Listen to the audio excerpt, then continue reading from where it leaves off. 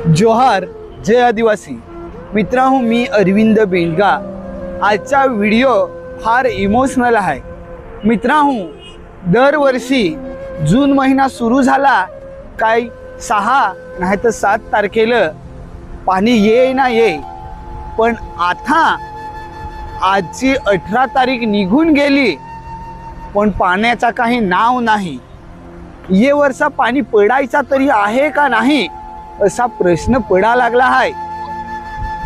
गेल्या वर्षी तर एप्रिल पायसी नोव्हेंबर वरही पाणी पडला, पण ये वर्षा दररोज ढग तर निघत पण पाणी पडायचा नाव नाही घे। जून महिना अर्धा तर निघून गेला, आता जून महिन्याचं काही दिस राहिलं तरी पण ये वर्षा मान्सून पावसाची सुरुवात नाही झाली।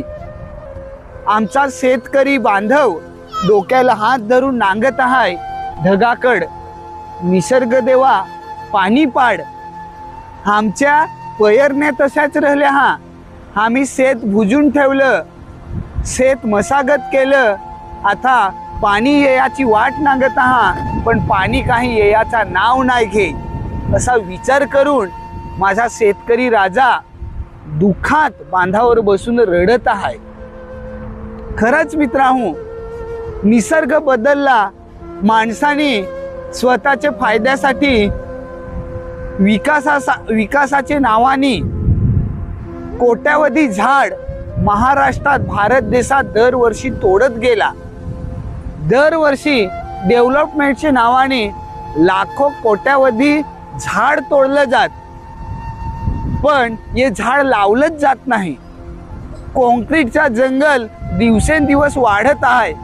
रस्ते कॉन्क्रीटचं, बंगलं कॉन्क्रीटचं, मोठ्या मोठ्या कंपनी कॉन्क्रीटचं, जमिनीचा नामोनिशान मिटवून सगळीकडे कॉन्क्रीटच कॉन्क्रीट, कॉन्क्रीटचा जंगल उभा करायला लावला आहे ना। या सगळ्या गोष्टी विचार करून कुठंतरी निसर्ग राजा रागावला तर नाही ना असा प्रश्न पडत आहे।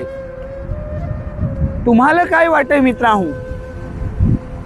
ज्याचे पाणी आहे तो तर सुखात मस्त पाणी काही पण पडून देस, मला काय करायचा, पण जे व्यक्तीच्या गावात पेया पण पाणी नाही, ती माणसा पाण्याविना तरफडत आहात, ती ढगाला नांगून विचार करत आहात काही एकदाचा पाणी पडेल ना, काही आम्हाला पाणी पेया मिळेल। शेतकरी राजा डोक्याला हात धरून आकाशाला नांगत आहे, वरून राजा बरस पाण्या ये, लवकर लवकर पाणी येईल तर आम्ही पेरणी करून ना आमच्या भात शेतीची सुरुवात करून, पण पाणी काही याचा नाव नाही घेत आहे। मित्रांनो, बदलत्या निसर्गाच्या नियमानुसार सगळ्या गोष्टी बदलल्या, पण निसर्गाचे नियम बदलाया कारण मात्र माणसाचाच कारण आहे।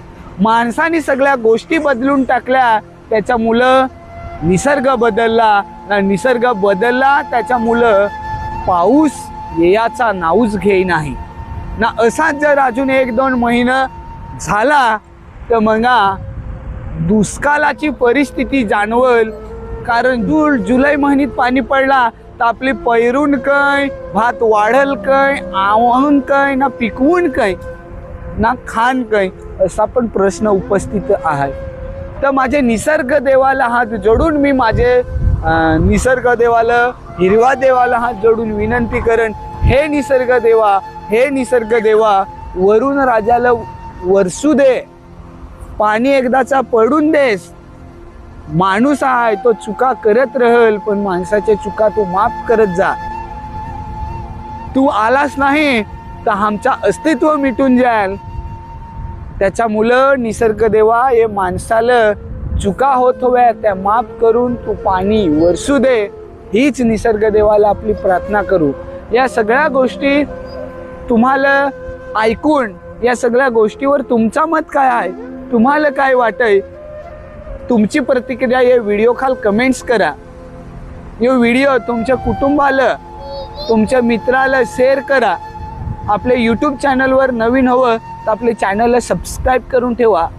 मिळू असेच एखाद्या नवीन व्हिडिओ, त्यावरी अखिल अरविंद बेंडगाचा धन्यवाद, नमस्कार।